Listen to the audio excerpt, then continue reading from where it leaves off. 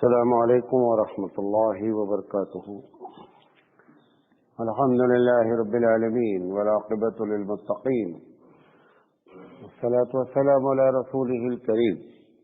محترم حضرات، ہم منتخبہ حدیث سے درس حدیث کر رہے ہیں اور آج اس کا درس نمبر 37 ہے۔ ہر درس اپنی جگہ ایک تقریر ہے، لیکن یہ جو آج میں بات کر رہا ہوں اس کا پچھلے درس سے تعلق ہے۔ یہ حدیث نمبر 34 پر ہم نے بات کی ہے کہ اللہ کے رسول صلی اللہ علیہ وسلم سے حضرت ماعز رضی اللہ تعالی عنہ نے سوال کیا کہ اللہ کے رسول سب سے افضل اعمال کون سا ہے؟ تو آپ نے فرمایا کہ سب سے افضل عمل جو ہے وہ اللہ پر ایمان لانا اکیلے۔ ہم نے اس پر آپ کے سامنے یہ بات کی کہ اس پر تمام امت کا اتفاق ہے کہ جتنے بھی اعمال ہیں ان میں سب سے اہم، سب سے زیادہ اللہ کے جانب قابل قبول توحید ہے۔ اس پر جو ہم کو توفیق ہوئی میں نے بات کی۔ اس توحید میں ایک بات آپ کو اور بتانا چاہتا ہوں، بہت غور سے سنیے گا۔ اتنی باتیں توحید کے بارے میں قرآن نے کہی ہے، نبی کریم صلی اللہ علیہ وسلم کی پوری زندگی، صحابہ کی پوری زندگی، اس کے باوجود بھی توحید لوگوں کے دل میں اتر نہیں پا رہی ہے۔ اس کی کیا بنیادی وجہ ہے؟ کہاں پہ جو ہے وہ فالٹ ہو رہا ہے؟ کہاں پہ جیسے کبھی کبھی الیکٹرک کی وائر اگر غلط ہو گیا ہے، آپ جتنا اچھی سوئچ لگا لیں، جتنے اچھے بورڈ لگا لیں، وہ فالٹ اگر پکڑا نہیں جائے گا تو وقتاً فوقتاً وہ بجلی کیا کرے گی؟ آپ کو گھر میں تکلیف دیتی رہے گی۔ کیونکہ بنیادی طور پہ جو وائرنگ ہوئی ہے وہاں پہ کیا ہو گیا ہے؟ وہاں پہ غلطی ہو گئی ہے۔ تو توحید کیوں نہیں اتر پا رہی ہے؟ وہ آپ کو 2-3 باتیں بتانا چاہتا ہوں۔ سب سے پہلی بات یہ ہے کہ جب تک یہ تصور مسلمان کے دل میں بیٹھا رہے گا کہ مرنے والا زندہ رہتا ہے، تب تک توحید بیٹھ نہیں سکتی۔ دیکھ لیجیے بات، ایک آدمی مر گیا، آپ کہہ رہے ہیں کہ نہیں صاحب، جو اللہ والے ہیں، جو ولی ہیں، یہ زندہ ہیں۔ جب تک اس تصور کو کلیئر نہیں کریں گے، جب وہ زندہ ہیں تو یقینی بات ہے کہ جب زندہ آدمی جیسے سب کچھ کرتا وہ کریں گے۔ قرآن مجید نے اس کانسیپٹ کو سب سے پہلے کلیئر کیا کہ اِنَّكَ لَا تُسْمِعُ الْمَوْتَىٰ، کہ تم مردے کو سنا نہیں سکتے۔ اللہ سنا دے وہ ایک الگ مسئلہ ہے، لیکن تم سنا نہیں سکتے۔ یہ جو بھارت کا معاملہ ہے، بھارت سے مراد ہم پوری بات جب کہتے ہیں بنگلہ دیش، پاکستان، بھوٹان، رنگون، یہ پورا بھارت جو پرانا ہے، اس میں یہ کانسیپٹ کلیئر نہیں ہو پا رہا ہے کہ جو مر گئے ہیں وہ بھی سنتے ہیں، اور یہ بچپن سے یہ ہمارے گھر میں ہے، لہذا ہم چاہے جتنی تقریر کر ڈالیں آپ کے دل میں یہ بات اترتی نہیں ہے، کیونکہ ہمارے دماغ میں ہے کہ وہ جب انتقال ہونے کے باوجود بھی وہ سنتے بھی ہیں، سب کچھ کرتے ہیں۔ اب میں ایک چھوٹی سی مثال دینا چاہتا ہوں۔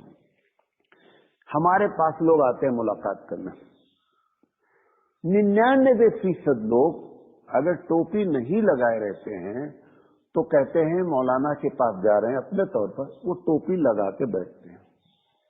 ان کو یہ ہے کہ نہیں، مولانا کا احترام کرنا چاہیے، ہم چھوٹے سے آدمی ہیں، ہم کوئی اللہ والے کوئی بزرگ نہیں ہیں۔ جو بزرگ ہیں ہمارے، جن کا انتقال ہو گیا ہے، ان کے پاس جب ہم جاتے ہیں تو اور احترام سے جاتے ہیں۔ ایمانداری سے بتاؤ، کوئی عورت کسی بزرگ کے پاس اس کی ہمت ہے کہ اس کی زندگی میں بغیر روپٹہ کے چلی جائے؟ سر کھول لے اور کسی بزرگ سے ملاقات کرنے، اس سے نصیحت لینے، کچھ بھی کرنے گئی، اس کی ہمت ہے اس مسلمان عورت کی کہ روپٹہ کھول کر کے گلے میں ڈال کر کے، روپٹہ ہو نہیں، وہ اس کے پاس بیٹھ جائے؟ نہیں کرتی نا۔ वही औरत उस वली की कब्र पे जाती है और पूरे बाल खोल करके झूम रही है। अगर वो वली आपकी बातें सुनते हैं और गलती पर तंबीह करते हैं तो यहां पर वो तंबीह क्यों नहीं कर रहे हैं? उनको ये काम क्यों अच्छा लग रहा है? हबीब मुस्तफा जितने वली हैं, हकीकत में वली होने की वजह क्या है? वो एक सुन्नत का भी अपनी जिंदगी में जानबूझकर अमल नहीं छोड़ते हैं, तभी वो वली बने हैं।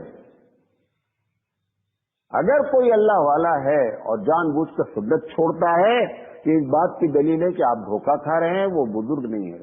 बुजुर्ग फराइज तो अपनी जगह, सुन्नतें भी, नबी की एक छोटी सुन्नत भी वो छोड़ना नहीं चाहता है। अल्लाह के रसूल सल्लल्लाहु अलैहि वसल्लम के पास एक औरत आई, हुजूर की रिश्तेदार है, छोटी सी उम्र में, अभी वो समझ रही थी मैं क्या हूं, बच्ची हूं। नबी करीम सल्लल्लाहु अलैहि वसल्लम ने देखा कि इनका कपड़ा शरई लिहाज से सही नहीं, जबकि वो अपने आप को क्या समझ रही हैं, बच्ची समझ रही। खुद ने फरमाया, ये हज़रत आयशा रज़ी अल्लाह तआला अन्हा के बहन है, फरमाया अस्मा जब लड़कियां बड़ी हो जाएं तो उनको चाहिए कि इस तरीके का ड्रेस पहने। फौरन टोका नहीं टोका। सवाल ये कि जितने बुजुर्ग जिनको आप मानते हैं उनकी कब्रों पे तमाम औरतें जा करके ये शरारत कर रही नहीं कर रही हैं? सवाल ये है कि अगर वो कर सकते हैं कुछ तो इनको मना क्यों नहीं कर रहे हैं? मैं मस्जिद में बैठा हूं, खुदा की कसम खा के कहता हूं, मेरे पास केस आया इसी कर्नाटक का, मेरे पास केस आया कि मेरी बीवी हमल से थी और जहां पे हजरत की कब्र है वहां पे 3 लोगों ने उनके साथ ज़िना किया।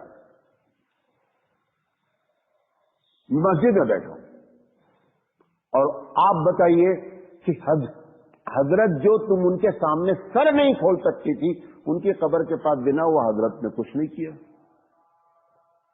कौन सी कब्र भारत, पाकिस्तान, बांग्लादेश की है?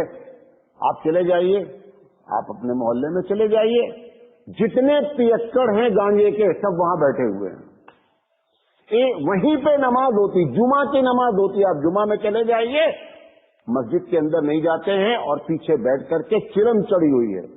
ये सारे उस बुजुर्ग की कब्र के पास होता है जो जिंदगी में गुनाह देखना पसंद नहीं करता था, देख लेता था तो बगैर नसीहत के छोड़ता नहीं था। उसकी कब्र के पास सब कुछ हो रहा है, उसके बावजूद आप कह रहे हैं कि साहब ये जिंदा हैं और ये सब कुछ करते हैं। अगर करते हैं इसका मतलब यह है नौज़ बिल्लाह कि इनको ये काम बहुत पसंद हो गया मरने के बाद। जब तक ये कॉन्सेप्ट क्लियर नहीं होगा कि मरने के बाद ये बंदा कुछ नहीं कर सकता, मैं अंबिया पे बात नहीं कर रहा हूं, कुछ नहीं कर, अंबिया भी कुछ नहीं कर सकते, ये भी आपको बता दें। उनकी कैफियत क्या है वो हमें नहीं मालूम है। कुरान ने शहीद के बारे में कहा कि लोगों जो अल्लाह के रास्ते में मर गए हैं उनको मुर्दा न कहो। उसके बाद जो कहा जुमला, वो आगे जुमला क्या है, लोग यही तक बात करते। अगला जुमला क्या कह रहा है, वला तक़ूलू लिमन युक़्तलु फ़ी सबीलिल्लाहि अमवात, के लोगों जो अल्लाह के रास्ते में मर गए हैं उनको मुर्दा ना कहो। आखिर जो आयत खत्म कर रहा है कि वो जिंदा हैं, वलाकिन ला तशऊरून, लेकिन उनकी जिंदगी कैसी है ये तुमको नहीं मालूम है। उसी आयत में लिखा हुआ है, आयत नहीं बदली, उसी आयत में लिखा हुआ है। लिहाजा तौहीद कभी भी जड़ नहीं पकड़ सकती जब तक कि ये ना मालूम हो जाए कि जो बंदा इस दुनिया से चला गया है वो आपका कुछ भी नहीं कर सकता, कुछ नहीं कर सकता। इस वजह से तो ये जितनी पूजा हो रही है, जितनी भी पूजा हो रही है, अल्लाह के रसूल सल्लल्लाहु अलैहि वसल्लम के सामने भी सबसे पहला मसला यही आया कि वो मसला सलाब आप कहते हैं कि ये मर गए तो ये कुछ भी नहीं है। हमारे बाप दादा इतने बड़े बड़े बुजुर्ग ये लोग हैं, इतने बड़े बड़े पहुंचे हुए हैं, करामत वाले थे।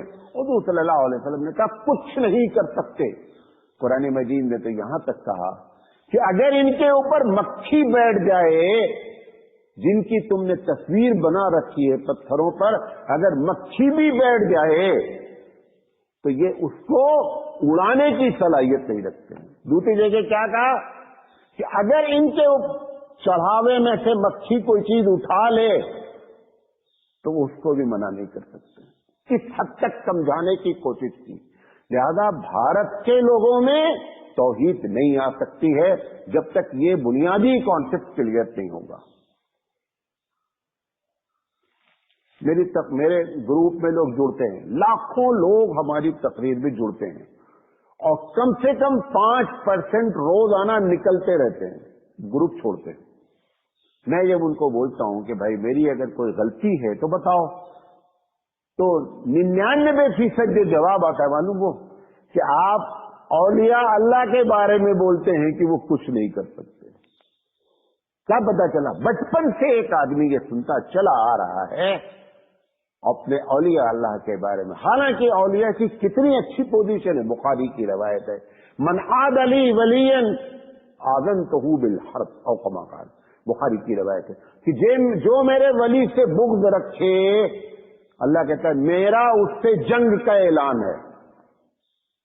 ولی جو اللہ کے ولی ہیں ان کا احترام، ان کی اس کو ہم الفاظ میں نہیں بیان کر سکتے، لیکن یہ کہ خدا کی خدائی میں وہ کچھ کر سکتے ہیں، کچھ نہیں کر سکتے، کچھ نہیں کر سکتے ہیں، پتا نہیں ہلا سکتے ہیں۔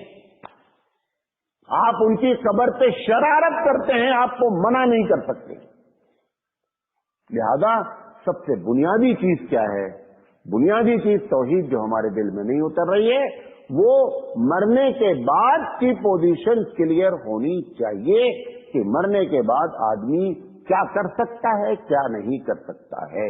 جب تک یہ کلیئر نہیں ہوگا تب تک معاملہ نہیں ہوگا۔ نمبر 1، یہ چیزیں ہم تقریر کر رہے ہیں پورے اس خطے میں، بھارت کے خطے میں 65% مساجد جن لوگوں کے قبضے میں ہیں، وہاں پر یہی کہا جا رہا ہے کہ ہوائیں تک ان کے حکم سے چلتی ہیں۔ جہاں 65% مسلمان پر ممبروں سے تقریر کی جا رہی ہو کہ ہوائیں ان کے حکم سے چلتی ہیں، وہاں توحید کا درخت کبھی بھی لگ نہیں سکتا ہے۔ سوال ہی نہیں اٹھتا توحید کا درخت لگ جائے۔ دوسری چیز،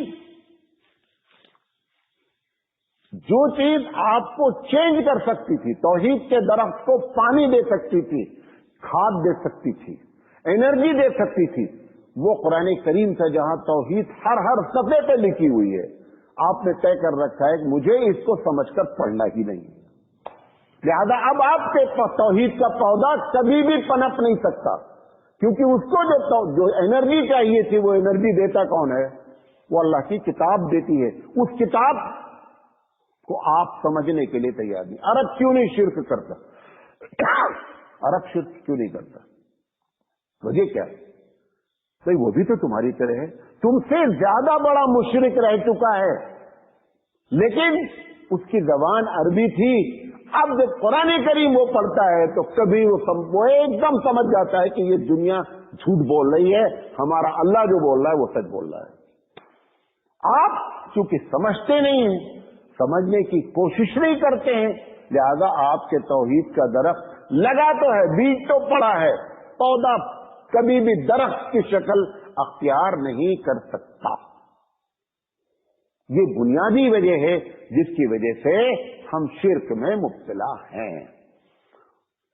شرک جو یہاں پہ بات کہی گئی کہ افضل اعمال توحید ہے، حبیب مصطفیٰ صلی اللہ علیہ وسلم نے 13 سال میں بہت سی چیزوں سے کمپرومائز کیا۔ شرابی آتا ہے، کہتا ہے میں بڑا ڈرنکر ہوں، میرا دل چاہتا ہے اسلام قبول کرے، لیکن تمہارے یہاں کیا ہے؟ یہ منع ہے۔ آپ اگر مجھے اسلام کی اجازت دے دیں لیکن میں پیوں گا۔ حضور صلی اللہ علیہ وسلم کہتے ہیں اسلام قبول کر لو، دعا کریں گے تمہارے لیے۔ اللہ کے رسول اس کو برداشت کرتے ہیں۔ ایسے ایک صاحب آتے ہیں کہ میں زنا، یہ سب وہ گناہ ہیں جو تصور نہیں کر سکتا آدمی۔ زنا، وہ کہتے ہیں میں زنا کا عادی ہوں، میں اسلام قبول کرنا چاہتا ہوں۔ حضور صلی اللہ علیہ وسلم کہتے ہیں جب زنا کرنا آ کے بتانا، لیکن اسلام قبول کر لو۔ ایسے کئی واقعات ہیں، ایک एक उसमें जो बताना चाहता हूं, एक आदमी आकर कहता है कि आप ये जो तौहीद की बात करते हैं, हम बचपन से हमारे घर में इतना बड़ा से लेकर के बड़ा तक बुत रखा हुआ है। मैं जान रहा हूं, अब आपकी बात समझ में आ गई कि ये कुछ नहीं करते, लेकिन बहुत जमाने तक इनसे हमारा ताल्लुक रहा है। मैं इस्लाम कबूल करूंगा, पहले ये छोटे वाले को हटाऊंगा, फिर कुछ अंदर से जब होगी तो बड़े वाले को, ऐसे टाइम लगेगा बड़े से लेकर नीचे तक को हटाने में। क्या मुझे इसकी इजाजत हो? हुजूर ने कहा एक लम्हे के लिए बर्दाश्त नहीं, एक लम्हे के लिए बर्दाश्त नहीं है। पहली फुर्सत में बड़े को उठाना है और छोटे तक उठाकर ले जाकर के कचरे में डालना है। ये अगर तुम्हें मंजूर है तो इस्लाम कबूल कर लो, बकिया सबसे कंप्रोमाइज करने की हदीस है। ये मतलब नहीं था कि ज़ना इस्लाम में हलाल है, ये मतलब नहीं था कि शराब हलाल है, नहीं, ये सारी चीजें ऐसी हैं जो वक्तन फवक्तन थोड़े दिन के बाद छूट जाएंगी। लेकिन अगर तौहीद से कंप्रोमाइज किया गया तो कभी भी तौहीद का पौधा पनपता ही नहीं है। लिहाजा हबीब मुस्तफा सरकार दो आलम सल्लल्लाहु अलैहि वसल्लम ने कभी भी इस चीज को बर्दाश्त किया ही नहीं है। वो आप बर्दाश्त कर रहे हैं, इसलिए हमारी जिंदगी में या आप जितनी शरारत दुनिया में परेशानियां देख रहे हैं, जितनी भी वजूहात हो, उसकी सबसे पहली और बुनियादी वजह क्या है? मुसलमानों का एक बड़ा तबका वही काम कर रहा है जो दुनिया वाले कर रहे हैं, जो डिस्टिंग्विश था, हमारा इम्तियाज था। झूठ ना बोलें, बहुत से लोग झूठ नहीं बोलते हैं। आप खिदमत खल्क करते हैं, लोगों की सेवा करते हैं। कितने इसी आपके हुबली शहर में जैन वाले हैं, गर्मी में पानी की वो लगाते हैं, वो भी खिदमत खल्क करते हैं। लेकिन जो चीज कोई नहीं करता है वो आप करते हैं। अगर उसमें आपने डंडी मारी तो आपने अपना इम्तियाज खोया। वो था कि हम शिरक नहीं करते हैं। आपने क्या किया कि उस इम्तियाज को खत्म किया। लिहाजा बकिया सब चीजों में सब लोग सब कुछ करते हैं, हम शिरक नहीं करते। यही हमारा दावा था, वो दावा हमारा क्या हो गया? खत्म हो गया। 99% अगर हम कहें तो कहीं न कहीं, लेकिन 33% को छोड़कर 65% भारतीय से मुराद पूरे लोग बगैर शिरक किए हुए अपना दिन नहीं गुजारते। लिहाजा ये जो बात कही गई कि अफजल आमाल क्या है? अफजल आमाल हुजूर ने फरमाया कि अल्लाह को मानना नहीं कहा, अल्लाह को अकेला मानना। अल्लाह को सब मानते हैं, सब मानते हैं, अल्लाह को अकेला मानना। फिर कुरान मजीद ने इस बात की तशरीह करते हुए क्या कहा? इन्नल्लाह ला यग़फ़िरु अन युश्रका बिही व यग़फ़िरु मा दूना ज़ालिक। रहमान है, रहीम है, 1000 माओं से ज्यादा प्यार करता है अपने बंदों से, हैं? लेकिन कहता है मैं शिर्क को कभी भी माफ नहीं करूंगा। इसका क्या मतलब है? शिर्क हो गया तो अब माफी नहीं होगी? नहीं, अगर बगैर माफी के मर गए तो जब तक शिर्क का जंग, जहन्नम की आग आपको खत्म नहीं कर सकती, तब तक जन्नत में जा नहीं सकते। सिर्फ जहन्नम ही एक ऐसी जगह है जो शिर्क के जंग को खत्म करती है। उसके अलावा कोई जगह ऐसी नहीं है कि जो शिर्क खत्म हो जाए। रहमतुल लिल आलमीन इतना गुस्से में है, वो कहता है मैं शिर्क करने वाले को माफ नहीं करता हूं। बकिया कोई भी आ जाए, कितना बड़ा गुनाह लेकर के आ जाए, कयामत में बगैर तौबा के आ जाए, तो भी परवरदिगार आलम चाहे, उम्मीद है कि अगर तौहीद लेकर गया है और गुनाह बकिया लेकर गया है, माफ हो सकता है। लेकिन सारी नेकियां लेकर आप गए हैं, लेकिन अगर तौहीद नहीं लेकर गए हैं, शिर्क लेकर गए हैं, तो माफ होना नहीं है। कुरान मजीद क्या है? इन्नल्लाह ला यग़फ़िरु अन युश्रका बिही व यग़फ़िरु मा दूना ज़ालिक। तो तकरीरें नहीं हो रही हैं। नंबर 1, आखिरी बात कह रहा हूं, 65% लोग तकरीर कर ही नहीं इस टॉपिक पर। आप कुरान मजीद को खोलकर पढ़ने के लिए तैयार नहीं है। नंबर 2, नंबर 3, जो हमारी तफसीरें लिखी जाती है, आप देखिए, जाकर कुरान उठा लीजिए, कुरान की आयत है फला तदू मअल्लाहि अहदा, अल्लाह के अलावा किसी को नहीं पुकारना। जाकर उनकी तफसीरें उठा दें, ऐसी जगह पर कोई भी तफसीर नहीं की जाती है। आगे बढ़ जाते हैं। کیوں؟ کیونکہ جو بولیں گے وہ کس کے خلاف ہوگا؟ ہمارے عمل کے خلاف ہوگا. لہذا وہاں پر قرآن کی تفسیر جس لینگویج میں بھی ہو وہاں پر وہ لکھنے کے لیے تیار ہی نہیں ہے. لہذا توحید کو بنیاد بنائیں، اس کے بعد ساری نیکیاں اپنے اثرات دکھلائیں گی. اگر توحید کا درخت مرجھا گیا ہے تو دنیا میں کوئی چیز کام نہیں آ سکتی. اللہ تعالیٰ سے دعا ہے کہ اللہ تعالیٰ کہنے سے زیادہ عمل کرنے کی توفیق عطا فرمائے. وآخر دعوانا ان الحمد للہ رب العالمین. سبحان اللہ وبحمدہ، سبحانک اللہم وبحمدک، اشہد ان لا الہ الا انت، استغفرک.